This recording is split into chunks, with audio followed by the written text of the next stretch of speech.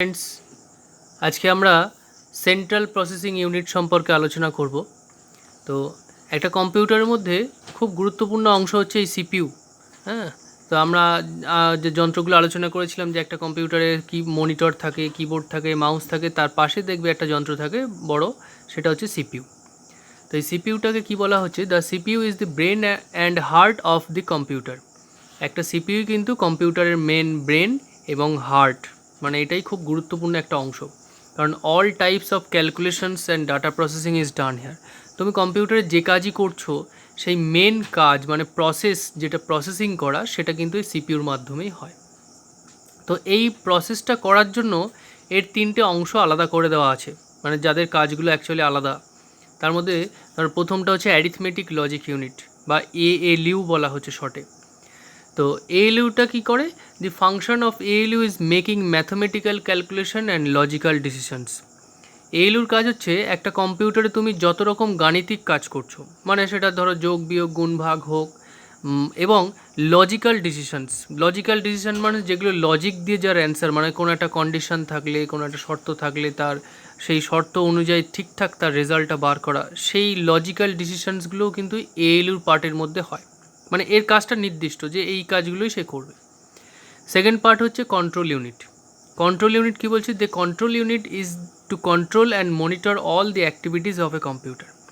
একটা কম্পিউটারে যত রকম অ্যাক্টিভিটিস হয়, অর্থাৎ কম্পিউটারের যত কাজ, মানে তুমি কম্পিউটারে ধরো প্রথমে কিছু লিখছো, সেই লেখাটা ইনপুট হিসেবে নেওয়ার পরে সেটাকে সিপিইউর মাধ্যমে প্রসেসিং করানো, প্রসেসিং করার পরে তারপরে সেটাকে একটা আউটপুট ডিভাইসের মাধ্যমে তার আউটপুটটা দেওয়া। তাহলে এই যে কাজগুলো, ইনপুটটাকে নিয়ে আসা, প্রসেসিং করানোর পরে আউটপুটটাকে ঠিক জায়গায় পৌঁছে দেওয়া, সেই সমস্ত জিনিসগুলোকে কন্ট্রোল করার জন্য একটা আলাদা পার্ট রয়েছে, যেটার নাম হচ্ছে কন্ট্রোল ইউনিট বা শর্টে সিইউ। থার্ড পার্ট, যেটা খুবই গুরুত্বপূর্ণ, এটা হচ্ছে মেমোরি। মেমোরিতে কী বলছে? The storage device or memory is used for storing. অর্থাৎ একটা কম্পিউটারে যত রকম তুমি তথ্য সঞ্চয় করতে চাও সেটা এই মেমোরির মাধ্যমে হবে। তো মেমোরির ভাগগুলো দেখলে আরও ক্লিয়ার বুঝতে পারবে। তো আমরা যত রকম কাজ করছি সেই কাজটা আমরা কম্পিউটারে রাখতে চাই, মানে সেটা ধরো গেম হতে পারে বা কোনো গুরুত্বপূর্ণ চিঠি হতে পারে বা কোনো মিউজিক ফাইল, যাই হোক, সেটা আমরা কিন্তু সঞ্চয় করতে চাই বা সেভ করতে চাই, তাহলে তার জন্য মেমোরি কিন্তু সিপিইউর মধ্যে থাকে। তো এবার এই মেমোরিটি দেখো ক্লাসিফিকেশন হিসেবে এর ভাগটা করা হয়েছে। তো দুটো ভাগ রয়েছে মেমোরির, একটা হচ্ছে ইন্টারনাল আর দ্বিতীয়টা হচ্ছে এক্সটার্নাল। তো ইন্টারনাল বলতে যেটা ইন্টারনাল মানে ভেতরের সাইডে থাকছে, আর একটা এক্সটার্নাল হচ্ছে বাইরের সাইডে বা বহির্বিভাগ। তো ইন্টারনালে কি হচ্ছে? আমরা একটা কম্পিউটার যখন চালু করছি, মানে তাতে যখন সুইচটা অন করছি, সুইচ অন করার পরে কম্পিউটারটা অন হয়। তো অন হওয়ার পরেই কিন্তু সর্বপ্রথম যে দুটো জিনিসের দরকার হয়, একটা হচ্ছে র্যাম আর একটা হচ্ছে রম। এই দুটো যদি অনুপস্থিত থাকে, কোনোটারই যদি কোনো সমস্যা থাকে, কোনো কম্পিউটারকেই তুমি কোনোভাবেই স্টার্ট করাতে পারবে না। এই দুটো মেমোরি সবার প্রথম প্রয়োজন। র্যামের পুরো কথা হচ্ছে র্যান্ডম অ্যাক্সেস মেমোরি, রমের পুরো কথা হচ্ছে রিড অনলি মেমোরি। তো র্যামটা যদি বেশি পরিমাণে কম্পিউটারে দেওয়া যায়, দেখা আমরা অনেক সময় বলি যে আমাদের ফোনে 2 GB র্যাম আছে, কেউ বলছে 4 GB র্যাম আছে, তাহলে যার মেমোরি যত বেশি আছে দেখা যায় তার প্রসেসিংটা হয়তো একটু ফাস্ট হচ্ছে বা তার কাজটা একটু তাড়াতাড়ি হচ্ছে। আর এটা হচ্ছে রিড অনলি, রমটা হচ্ছে রিড অনলি মেমোরি, যে একটা মেমোরি থাকে যে মেমোরিটা শুধুমাত্র এই কম্পিউটার স্টার্ট করার সময় তাকে প্রয়োজন হয়, হ্যাঁ, এবং এটাকে চেঞ্জ করা যায় না, তাই এটা রিড অনলি মেমোরি, মানে শুধু পড়া যায়।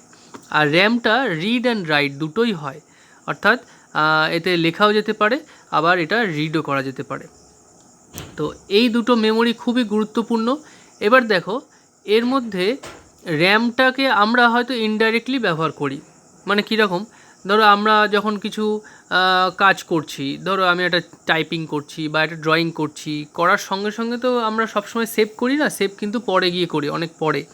তা যতক্ষণ তুমি কম্পিউটারে সেভ না করছো ততক্ষণ কিন্তু সেটা র্যামের মধ্যেই লোড থাকছে। এবার র্যামের মধ্যে থাকছে ঠিকই, কিন্তু তুমি হয়তো হট করে কাজ করতে করতে সেটা সেভ না করা সত্ত্বেও সেটা দেখা যাচ্ছে কারেন্টটা অফ হয়ে গেছে, কম্পিউটারটা বন্ধ হয়ে যাচ্ছে। তাহলে র্যাম থেকে যে ডেটাটা ছিল সেটা কিন্তু আবার মুছে যাবে। কারণ র্যাম হচ্ছে ভোলাটাইল ইন নেচার। র্যামের মধ্যে যতক্ষণ মানে কম্পিউটারটা তুমি যতক্ষণ ইলেকট্রিক পাওয়ার দিয়ে রাখছো ততক্ষণ কিন্তু ডেটাটাকে ধরে রাখতে পারবে, তার মেমোরি হিসেবে ধরে রাখবে। কিন্তু তোমার যখন ইলেকট্রিক পাওয়ার কম্পিউটার থেকে বন্ধ হয়ে যাচ্ছে, র্যামের মেমোরিটাও কিন্তু সমস্ত ক্লিয়ার হয়ে যাবে, আবার নতুন করে একটা ফ্রেশ মেমোরি থাকবে। তাই আমরা যখন কাজ করছি, কাজ করতে করতে সেটা র্যামের মধ্যে থাকছে ঠিকই, কিন্তু আমরা যখন ওটাকে সেভ করছি, সেভ করার সময় সেটার ইন্টারনাল মেমোরিতে থাকছে না, সেটা কোথায় চলে যাচ্ছে, সেটা এক্সটার্নাল মেমোরিতে আসছে। এক্সটার্নাল মেমোরিটা অ্যাকচুয়ালি আমরা ব্যবহার করছি আমাদের প্রয়োজনে। তো এখানে ইন্টারনালের র্যামের আবার র্যামের দেখো দুটো ভাগ রয়েছে, একটা এস র্যাম, একটা ডি র্যাম। এস র্যাম হচ্ছে static random access memory, D RAM হচ্ছে ডাইনামিক র্যান্ডম অ্যাক্সেস মেমোরি। আবার রমের দেখো এখানে তিনটে পার্ট রয়েছে, P ROM, EP ROM, double EP ROM. P ROM হচ্ছে programmable read only memory, EP ROM হচ্ছে erasable programmable read only memory, double EP ROM হচ্ছে electrically erasable programmable read only memory. তো এবার আসি এক্সটার্নাল মেমোরি, যেটা আমরা ব্যবহার করি।